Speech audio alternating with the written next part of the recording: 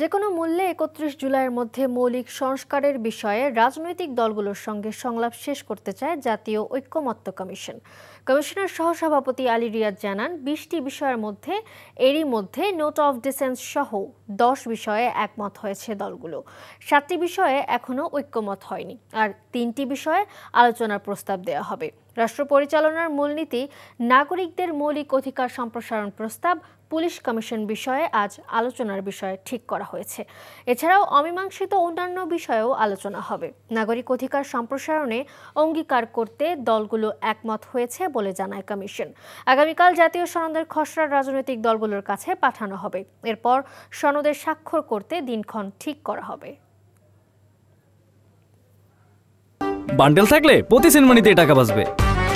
বিকাশ send money bundle কিনে জিতুন প্রতি লেনদেনে। দর্শক, ঐক্যমত্য কমিশনে আছেন আমাদের স্পেশাল করেসপন্ডেন্ট মুকসিমুল আহসান। সরাসরি চলে যাচ্ছি তার কাছে। মুকসিমুল, আজকে বৈঠকে কোন কোন বিষয় নিয়ে আলোচনা হতে পারে, কি জানতে পেরেছেন জানাবেন।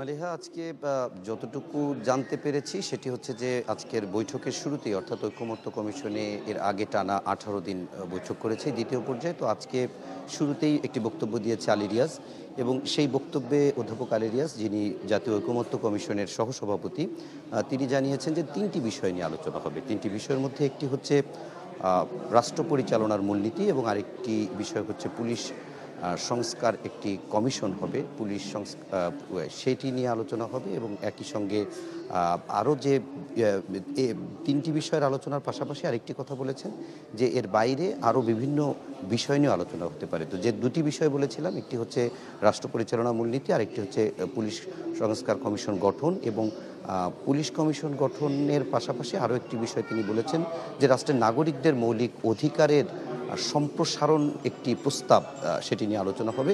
মূলত এই 3টি বিষয় আলোচনা থাকলেও আরও এর বাইরে যে বিষয়গুলো নিয়ে, যে 10টি বিষয় নিয়ে প্রায় ঐক্যমত্য হয়েছে, এবং যে আরও 7টি বিষয় এখনও ঐক্যমত্য পৌঁছাতে পারেনি, সেই বিষয়গুলো, এবং 3টি প্রায় ঐক্যমত্যের কাছাকাছি পৌঁছেছে অধ্যাপক আলী রিয়াজ জানিয়েছেন, সে 3টি বিষয় নিয়েও আজকের আলোচনা হবে। এটি হচ্ছে একটি বিষয়।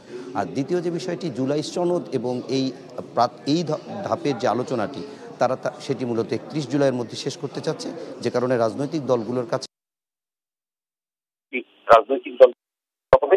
এরপর রাজনৈতিক দলের সঙ্গে আলোচনার চূড়ান্ত জুলাই সনদ বলি কিংবা জাতীয় সনদ বলি, সেটি তৈরি হবে। এটিও সব দিকে বলা যায় যে ঐক্যমত্য কমিশনের আলোচনা 11টায় শুরু হয়েছে, শেষ করতে হতে বিকেল 4টা-5টা বাজে।